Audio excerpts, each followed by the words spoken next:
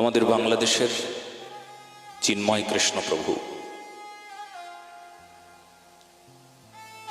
যাকে এখন কারাগারে রাখা হয়েছে, সবাই আপনারা জানেন। ইসকনের চিন্ময় কৃষ্ণ প্রভু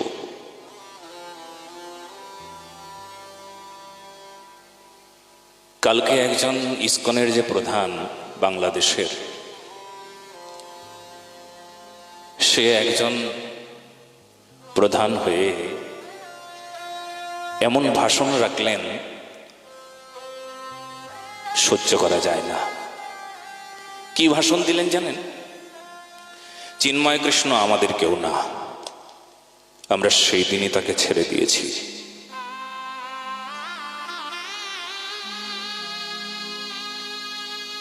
যে দেশের জন্য এত কিছু করলো, সনাতনীদের জন্য এত কিছু করলো, সারা পৃথিবীকে পর্যন্ত সজাগ করে দিল, সব সনাতনীকে একজোট করবার জন্য, জীবন দিয়ে দেবার জন্য প্রস্তুত যে ছিল।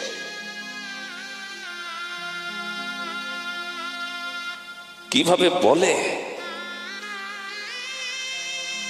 তার সঙ্গে সম্পর্ক নাই, শুধু এই কারণে বলে যে কেউ কেউ বলছে বা কারা বলছে ইসকনকে বয়কট করবে। বয়কটের ভয়ে না, ওরে সত্য কথা বলতে হয়তো গায়ে লাগবে। একটা গাছে ফুল ফুটলে না, গাছটা বড় সুন্দর লাগে। ইসকন যদি বৃক্ষ হন, বৃক্ষের সবচাইতে একটা সুন্দর ফুল আমাদের চিন্ময় প্রভু।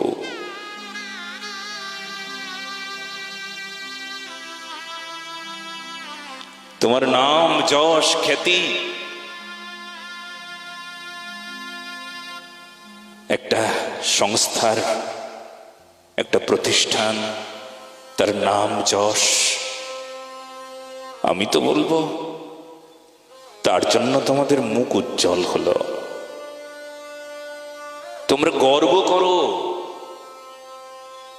এমন একটা দিব্য মহাপুরুষের জন্য তোমরা গর্বিত হও। তোমরাও বহিষ্কার করে দিলে তারে, সে এখন জেলে বন্দী বলে তোমরা এখন তাকে বহিষ্কার করে দিলে। সে সবাইকে এক করেছে, কি শৈব, কি শাক্ত, কি গণপতি, সব সনাতনীদের এক করতে পারলো। সেই জন্য তোমরা এত স্বার্থ। আরে ধর্মই যদি না থাকে, সনাতনরাই যদি না বাঁচে, তোমরা বয়কট করলেই কি না করলেই কি, তোমাদের তো অস্তিত্ব থাকবেই না। অস্তিত্ব রক্ষার জন্যই তো এত সংগ্রাম হলো।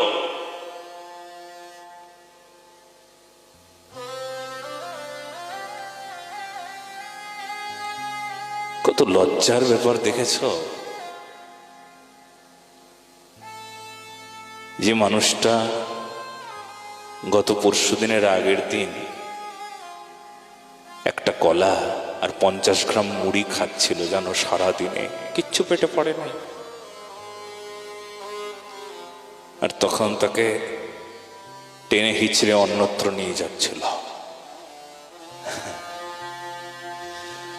কারুর তো মায়া দয়া নাই, বরঞ্চ হিংসাটা খুব ভেতরে আছে।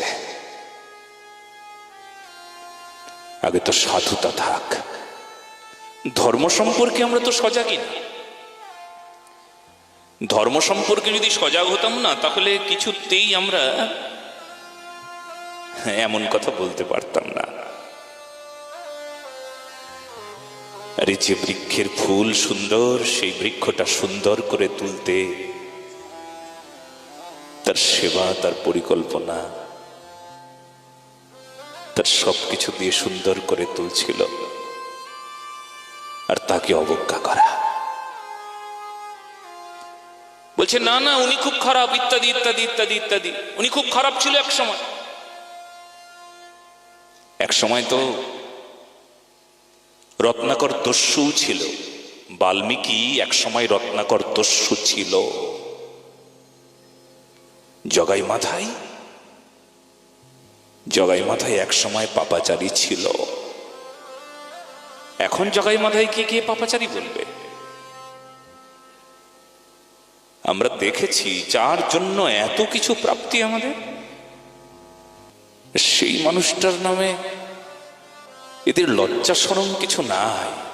বড় স্বার্থপর এরা, স্বার্থের জন্য সবকিছু করতে পারে।